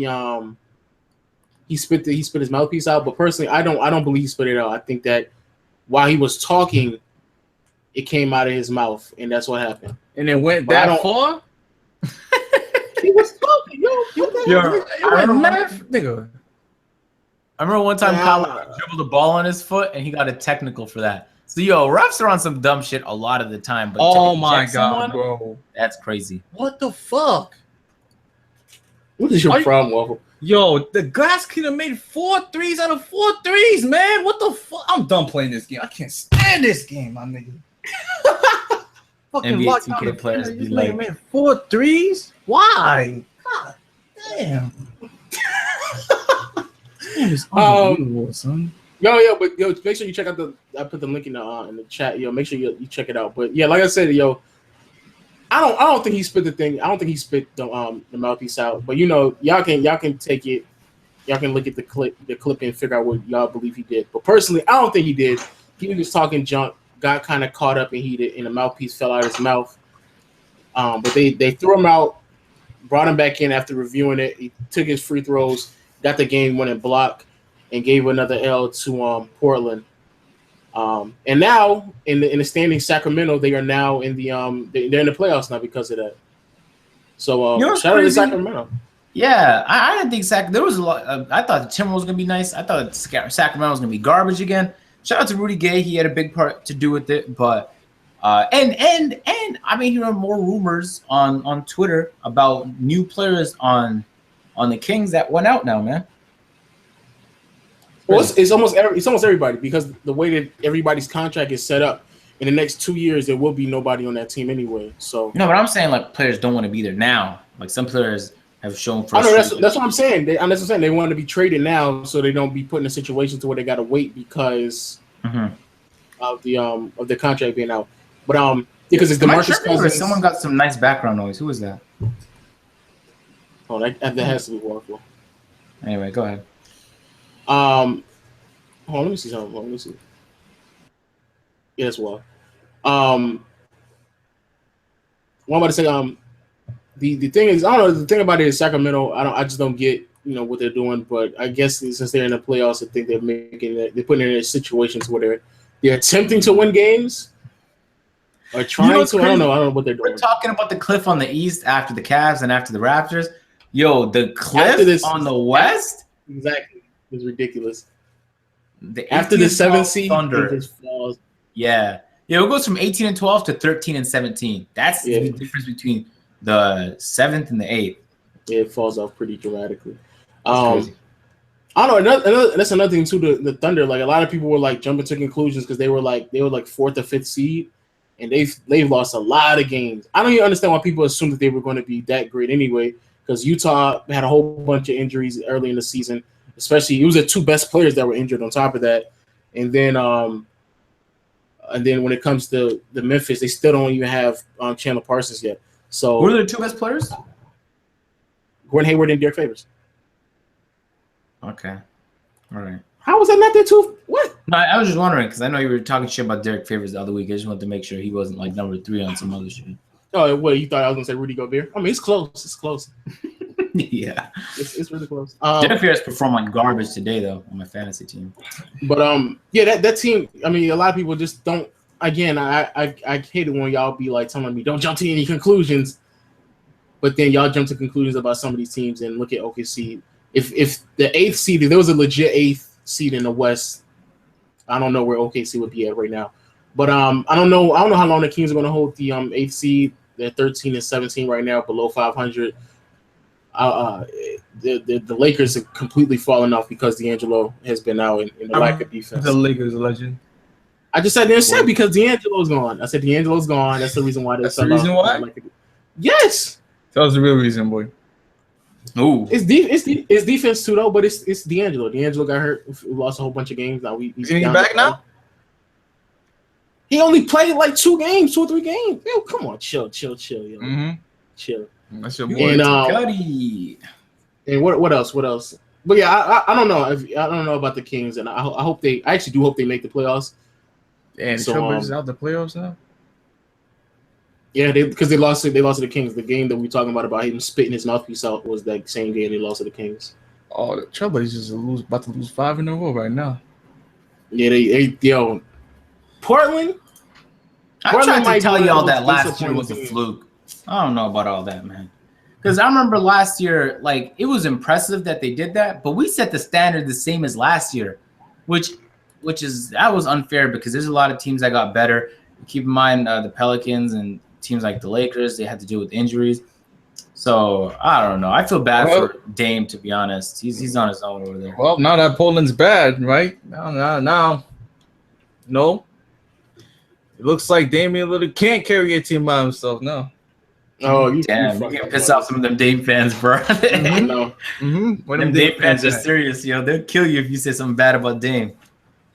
I mean, it's facts, man. Last year was a fluke. That man Kyrie Irving better. You talking about historically? That might be historically one of the worst defensive teams of all time because that team is so trash on the defensive end. It's ridiculous, yo. Yeah, it's so bad. They letting people get like 120 points every game. Matter of fact, they have the second most points per game allowed in the Western Conference. Just in the West? That's not the proper metric, though. You gotta gauge it per possession. Oh, let me see something. I gotta see how many points they allow. But 112 a game. Jesus, 112 a game. Yeah, second in the West, and let me see the East real quick. Actually, that's second in the league. That's higher than the East, except the Nets. So they're like third. They're 30. They're 28th. The 28th. Jesus. Oh my God, that's terrible. And they're missing Festus Ezeli and Evan Turner. Evan Turner. I don't know why. I just don't like Evan Turner. Every team he's on, he just shoots terrible percentages and makes bad decisions. There's nobody on this team outside of Aminu who has a defensive rating that is lower than 110. Oh man, what did I tell 110. Jesus. What did I tell you people about hopping up that backcourt of CJ McCollum and Damian Dollar? The backcourt that ain't playing any defense. That's a bit much. But yeah, that shout out to DeMarcus for coming back and winning that game for them, and now they're in the playoffs. Something interesting popped up. This is the last time we've been on the pod. We got to wrap this up kind of soon too, because it's almost 2 hours. Something interesting popped up. This is the last time we was on the pod, and that's Kawhi Leonard may be supposedly hurting the defense of the Spurs when he's on the court. Some people did some numbers and come to find out that defensively the Spurs are actually worse when he's on the court. Looking further into it, some people have realized that maybe it's because they treat Kawhi Leonard like Deion Sanders, and what I mean by that is they try to put Kawhi Leonard on the opposite side of the ball and make the other 4 players on the San Antonio Spurs play defense, and which puts that entire team at a huge disadvantage because nobody else really on that team can play defense, especially at an elite level, to kind of guard some other teams, especially if they have multiple offensive threats on the roster. What do you all think about the San Antonio Spurs struggling against other teams defensively? Because I will say this before I hand it off. I've always thought Tim Duncan, Tim Duncan, he's a great, well-rounded player, but at the end of the day, his bread was buttered on the defensive end. I think a lot of people overlooked that. How's that pause? He said his bread was buttered? It's a saying. You know what I'm talking about. I always thought that Tim Duncan always made his impression on the court on the defensive end. So I can't say bread is buttered.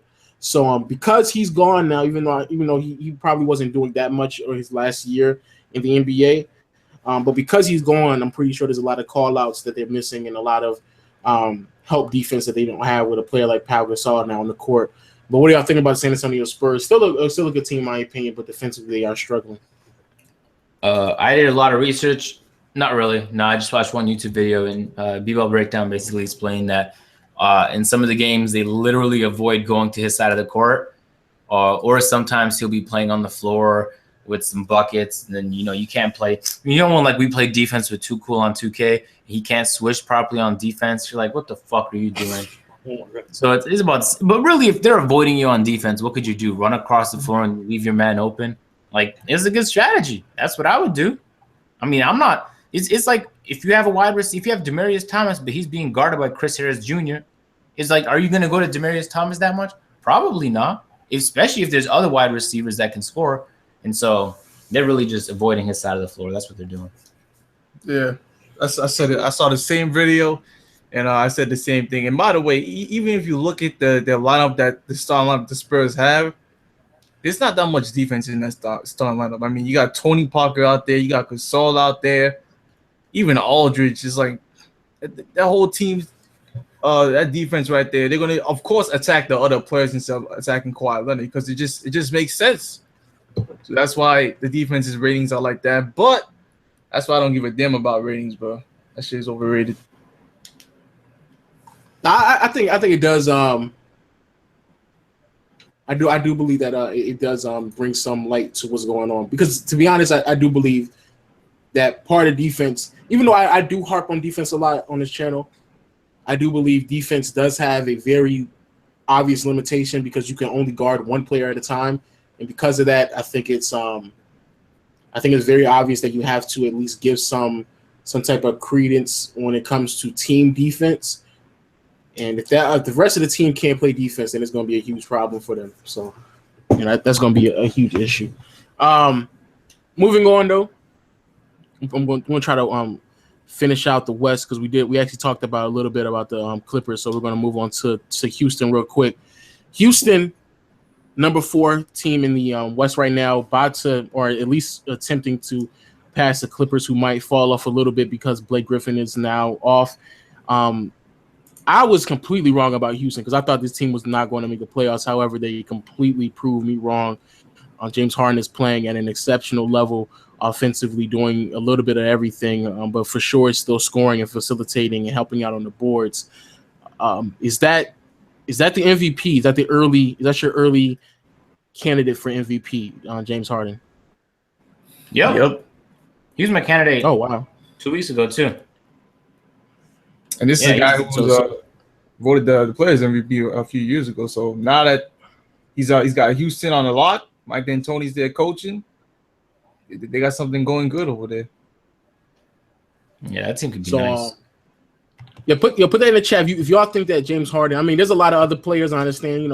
Westbrook is doing his thing, and then you still got LeBron, and then KD is playing ridiculous, even still with Curry and Klay Thompson on the court. But I must admit, what James Harden is doing on the floor, even though I kill James Harden from time to time when it comes to the turnovers, there's certain things you just got to start overlooking because of what he's bringing to the court offensively, and his scoring and what he's doing facilitating.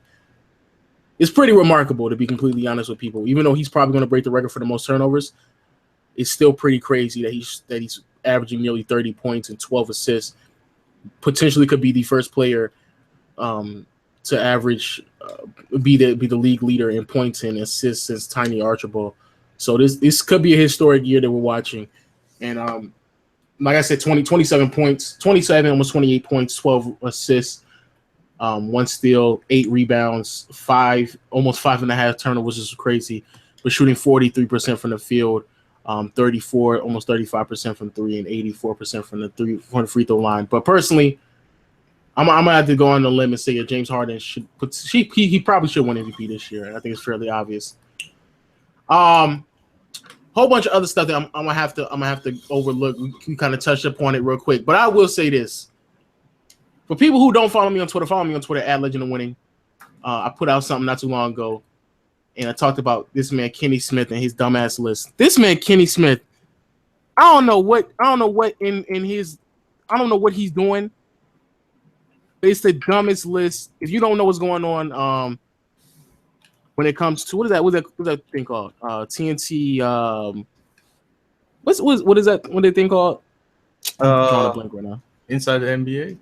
Yeah, inside the NBA. Yeah, they told them to make a list of the top 25 players in the NBA, and Kenny decided to put this man Chris Paul at like 22 or something like that, and put Karl Towns 21st. And then they gave his next list of people.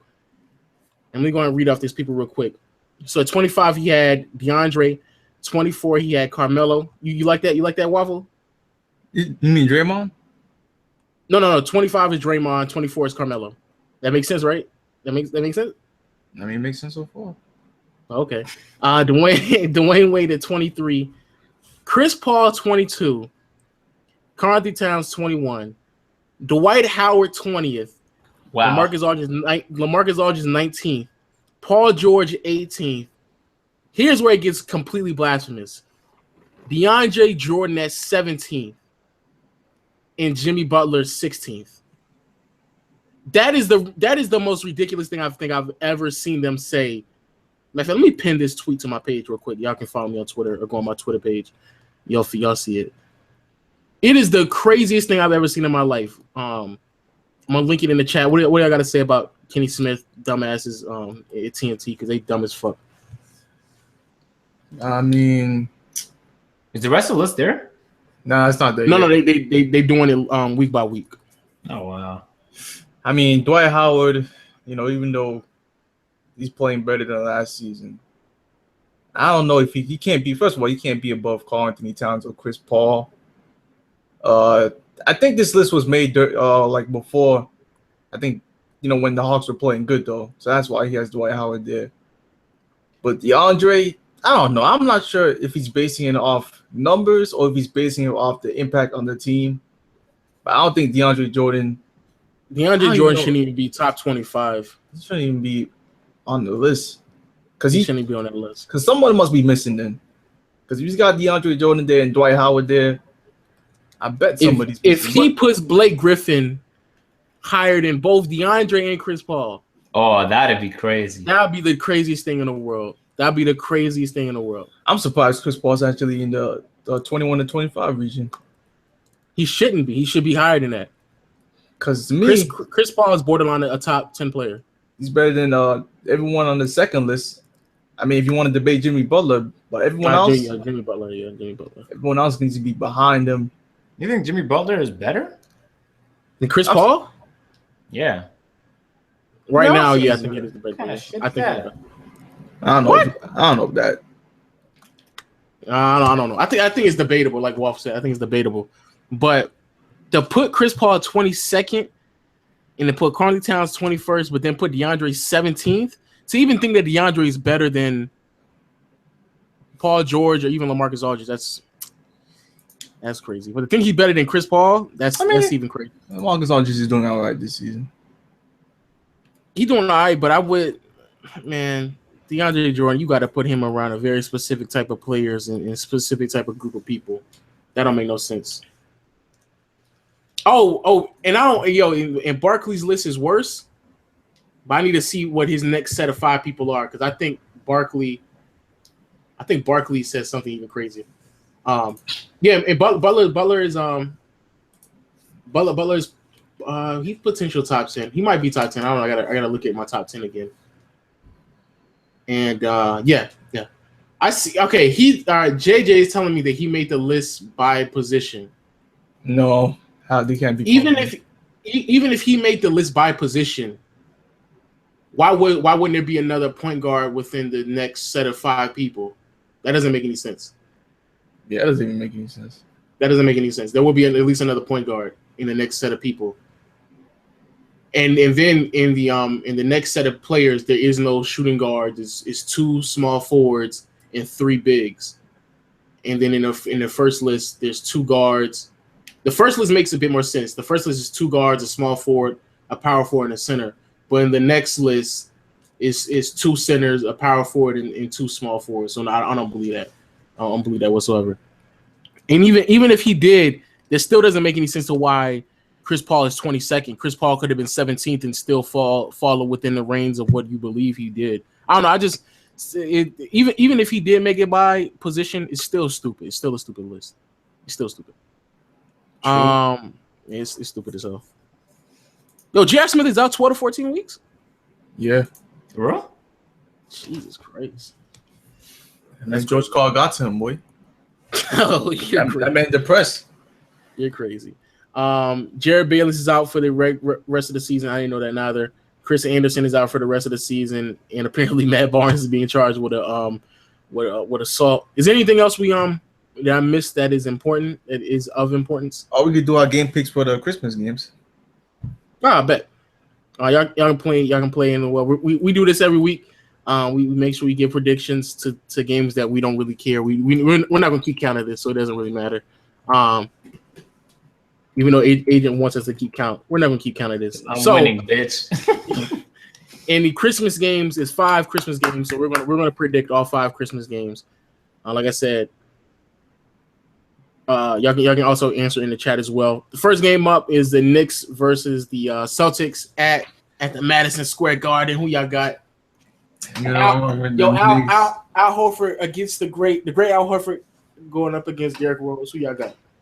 I got the Knicks. He said Derrick Rose. Yo, he couldn't. Who you got? Who you got? Waffle? I don't know why I'm even asking. You gonna get the Knicks, nigga? What you mean? You crazy? I want the Knicks to win too. Hopefully they'll win. Well, yeah. Has anybody seen the Christmas jerseys yet? Yeah, I just went to the store, but They look good. They look clean. I mean, they look the same every year. They look cool. Well, I ain't No, they're not. Well, they don't look the same every year, but you know what I'm talking about. The next game is so all 3 of us got the Knicks in that game. Next game is Chicago and San Antonio. Who y'all got? I got the Spurs. I'm gonna get Spurs. I'm gonna let me go Chicago. I'm gonna go Chicago. You tripping? That team's in the lost like 3-4 in a row now.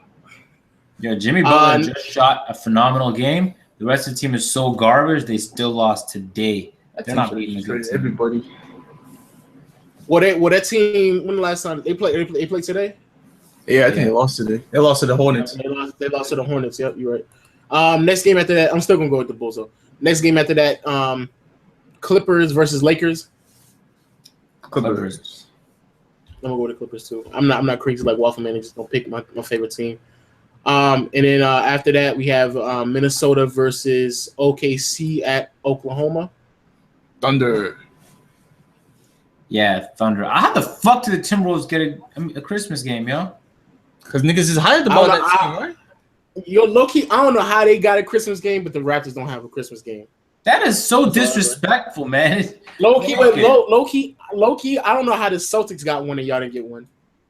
Yeah, we're never gonna get one. Nobody wants to watch the Raptors. Who wants to watch the Raptors versus who?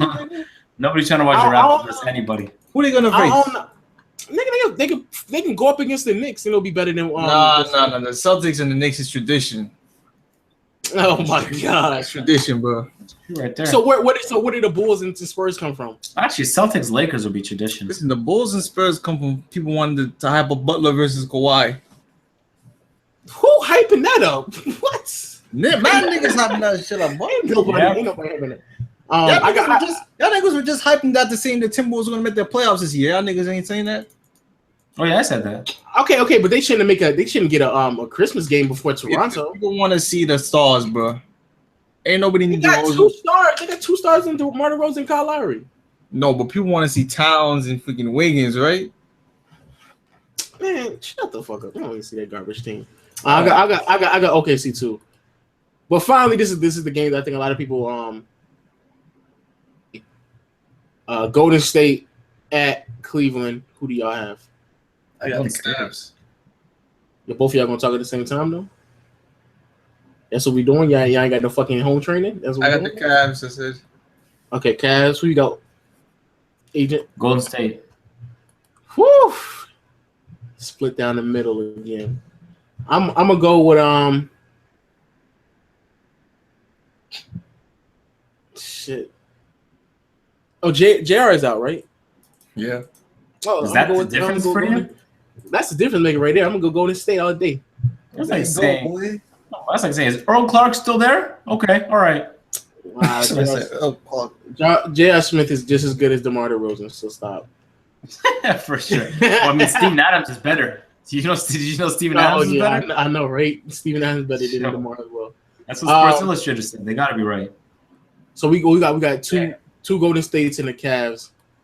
It's gonna be a good game. I'm for sure gonna watch that game. I'm probably not gonna watch my Lakers because Jesus Christ, I can't watch that team.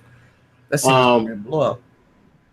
Isn't playing, so maybe not. Who knows? But yo, shout out to everybody in the chat, man. Say y'all concluding statement, yo, before I say. God damn, you tell me the tickets to the fucking Cavs game is cheaper than these Knicks tickets? What the fuck? Oh my god. But yeah, man, everyone stay clean, stay fresh, stay groovy, stay clean. Oh my god. And I'm about to just watch this sausage party real quick. And hop on the bed, hop in my next pillow and go to sleep, boy. That's word, that's facts. Thanks for watching, y'all. I had to talk about Raptor shit this podcast, of course I always do. But I'm obviously fucking dead tired today. I had to upload twice, and I didn't even take a nap today. So I've been up. I know that sounds like the first world problems, agent. I'm just tired as fuck, man. Can we get winter break, yo? Anyway, real quick. I cut you guys off. I'm cutting everybody off today. Who's the bitch in the comment section talking about Raptors law? They're losing to the Jazz. They were up damn near all game and clutched the W. Raptors beat the Jazz. Let's go. Oh, the Raptors beat the Jazz? Let's go. Let me see what man, Karl shot 15 out of 20. Damn. Yo, he's not going to get yo. You're crazy. Shot 15 out of 20. Let's go, Kyle. Oh shit! 15 of 5 shots. Sheesh. That guy shot 75%. He's not gonna keep shooting like that. But yo, shout out to the dude who took the L, because for sure Utah took that L tonight. So put the L in the chat for him because we ain't put no L in the chat for nobody, yo. That's what's up. Man, can we get a hashtag Sierra in the chat, please? Stop. You need a cutty. Yo, shout out to everybody in the chat as always, man. Shout out to what y'all doing in the chat. Yeah, put them L's in the chat for me. Like I said before, the reason why I haven't uploaded on the channel is because my computer went down. Just in case people missed it in the beginning of the stream, my computer went down, and I don't want it to go down anymore because this nigga actually put hashtag. I just see that too. Yeah, he's so stupid. There we go, pop up. And I didn't want to run the risk of crashing my computer because I wouldn't have at least been able to stream like I am right now. Oh, you got your parts? No. I'm on my laptop. So I'm gonna buy my stuff after Christmas. I'm talking about you went to Micro Center. Oh no, some dude told me to go to PC Part Picker or something like that, so I can build. Bitch, I told you about that website yesterday, and you all ignored me. Oh, calm down. That's for noobs though. No, it's not. That's how you build. First of all, I'm a noob. No, but you said that. But we were there telling you shit. No, but I'm saying you got to make sure it's compatible too. Yeah, that's you got to be compatible. So that's why I'm going to do that first, and then make sure everything will work. And then I'm gonna go to so many times, man. Oh my god, I never used that. And then I'm gonna go to once I know the actual stuff I want to buy, then I'm gonna go to Micro Center and get everything and do it like that. But yo, like I said, shout out to everybody in the chat.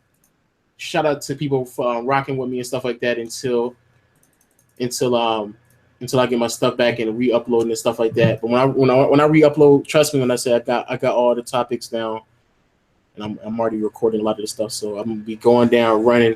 I gave a competition a week to breathe. I gave him a week to live. When I come back, I'm gonna come back swinging. Let me cut it out. Y'all are dumb. But yeah, shout out to y'all. See y'all next week. We streaming next week, right? I mean, I'm here next week, so I mean, unless I die, I don't know. Did you have we might do that? I don't know why I said we might do a quick stream because it'll be the last part of the year. We'll do the yearly awards. But we'll see y'all next week. Peace. Oh, Bye. Stay mellow. Stop. I thought you about to say hashtag.